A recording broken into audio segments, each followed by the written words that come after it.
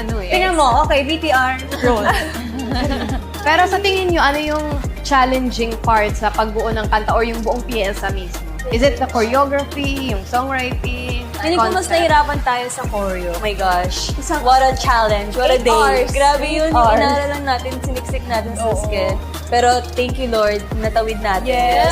Feeling ko kasi yung mga recent songs natin sa Bini, ang pinag-uusapan natin doon, love, di ba? Yung kilig-kilig, kilig song. So parang bumalik ulit tayo ngayon sa inspirational song.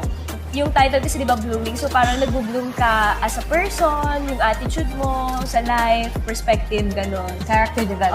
Oo, yun. Sana magustuhan talaga nila. Kasi tayo mismo, we are hard to please. So, sana kasaya natin sila with the song. And yung tipong dahil masaya sila, gusto nila naman pag-jam din. And gusto nilang kantahin lagi. Kaya makikollab na with Other Blue! Huwag ka nang masyad